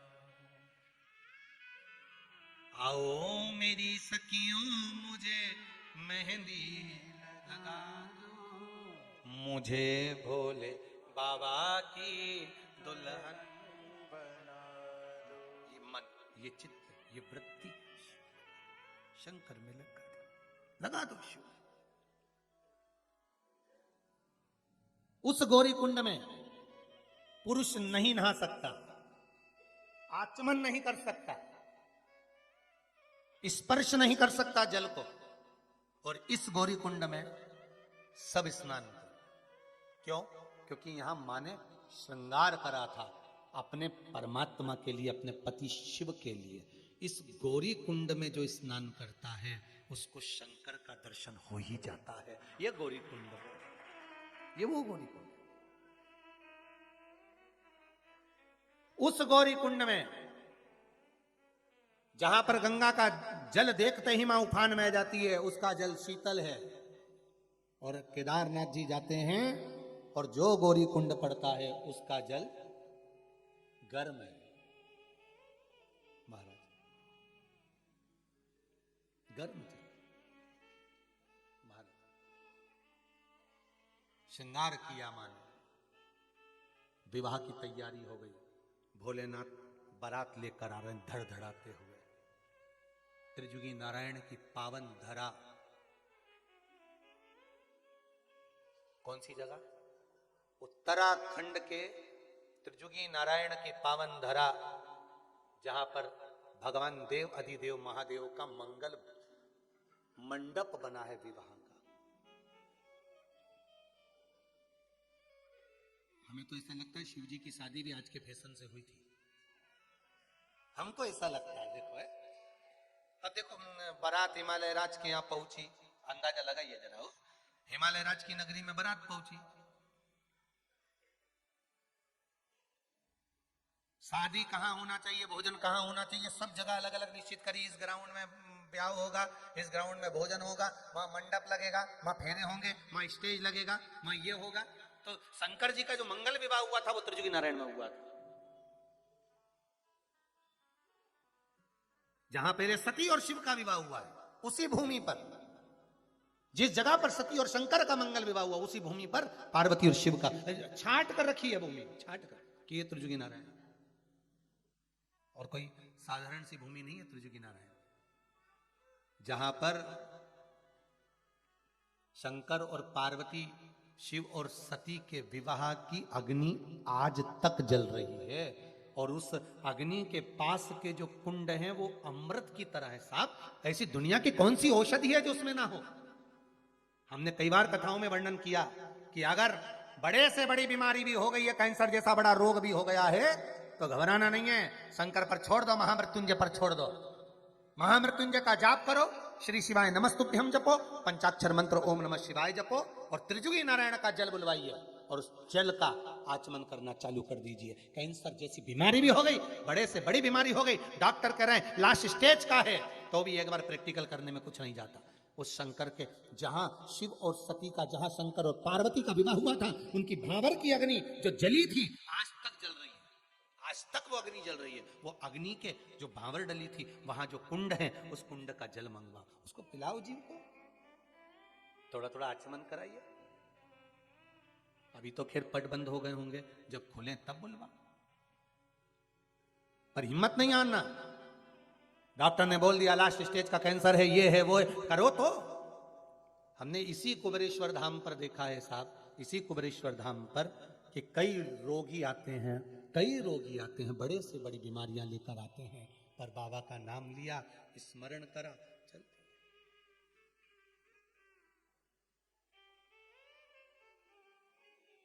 दिया और चल दिया। हम तो इतना ऊपर त्रिजुगी नारायण से जल तो नहीं ला सकते आप लोगों के लिए, पर बाबा से ये विनय जरूर कर सकते हैं, बाबा कुछ ऐसी कृपा करना कि जो ये आपके कुबेरेश्वर धाम में जो कूप है, इसी में आप त्रिजुगी नारायण का पानी भर देना, ऐसी कृपा कर देना कि लोग जल का आचमन कर स्वस्थ हो जाए, ऐसी कृपा कर देना। इतनी ऊपर कोई नहीं जा सके, पर बाबा इतनी कृपा तो करना महाराज। ये जितनी जितनी कथा में जो जो कुएं आ रहे हैं ना, धन्वंतरी कुओं, काशी की ज्ञानवापी, गौरी कुंड, फिर गौरी कुंड, मानसरोवर, अभी तो बाकी है बहुत सारी सरोवर। अभी तो आज कौन सा दिन है? 5वां है, 2 दिन बचे हैं, मतलब मानसरोवर पहुंचना पड़ेगा। तो ये जो आते जा रहे हैं ना, नदी, तालाब, कुंड, बावड़ी, सरोवर, सब लाके डाल दे बाबा भोलेनाथ, यही कुएं में पटक दे सबको लाके एक ही जगह। महाराज जो आचमन करे उसको सुख मिले, ऐसी कृपा कर दे महाराज। सारे तीर्थ धाम आपके चरणों में, हे भोलेनाथ प्रणाम आपके चरणों में। हे शिव, हे शंकर, हे ओघड़ी, हे त्रिकालदर्शी, कैलाशी, अविनाशी मेरे भोलेनाथ। शिव मंगल आनंद करने वाले, मंगल विवाह के लिए त्रिजुगी नारायण की भूमि को वहां पर निश्चित किया है, निश्चित।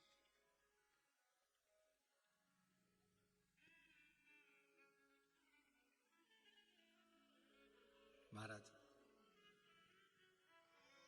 ब्रह्मदेव ब्रह्माणी के साथ, भगवान विष्णु लक्ष्मी जी के साथ, 33 कौटी देवता भगवान शंकर के मंगल विवाह का आनंद करने के लिए पधारे उस त्रिजुगी नारायण की भूमि पर। अब आपका आश्चर्य होगा, बहुत बड़ा आश्चर्य, कि त्रिजुगी नारायण में शंकर और सती का विवाह हुआ था, तो वहां पर मूर्ति किसकी होना चाहिए मंदिर में? जम के तो बोलो, शंकर जी और पार्वती जी की। पर त्रिजुगी नारायण का अगर आप दर्शन करने जाएंगे तो वहां मूर्ति शंकर और पार्वती की नहीं है, वहां मूर्ति भगवान विष्णु और लक्ष्मी की है। और जिस शिला पर भगवान की भावर हो रही थी, जहां पर भगवान खड़े होकर वरमाला पहनाए हैं माता को, वो कोई दूसरी शिला नहीं, वहां ब्रह्मदेव स्वयं शिला बनकर लेट गए थे भगवान शंकर के लिए, क्योंकि शंकर जी के लिए सुंदर सिंहासन लाए थे। भगवान हिमालय राज की बेटी का ब्याह, हिमालय राज की कन्या का ब्याह, और उधर दक्ष प्रजापति की बेटी सती का विवाह। एक राजा की लड़की के लिए कोई पत्थर पे बिठा के जयमाला होगी क्या? तो उनके लिए सिंहासन बुलवाए थे। पर शंकर भगवान के लिए कितनी व्यवस्था दी गई थी साहब। भगवान विष्णु ने कहा था, बारात लेके चलो, हम तुम्हारे लिए पीतांबर लाएं, अंबर लाएं, हीरा मोती सोना चांदी सारा सामान लाएं। शंकर जी पहने एक भी चीज नहीं पहनी। उनने कहा, ये फालतू की चीज नहीं पहनू दादा, पहन लूंगा ने चोटा उन पीछे पड़ जाए तो ये जिसको देख के चोर पीछे पड़े वो चीज नहीं पहनूंगा, जिसको देख के चोर भी भाग जाए वो पहनूंगा।